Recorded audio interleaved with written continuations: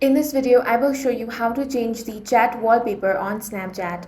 First, launch open the Snapchat app on your device. Make sure to log into your account. Now tap on this chat icon. From here, go ahead and open up any conversation. Now you want to tap on the name at the top.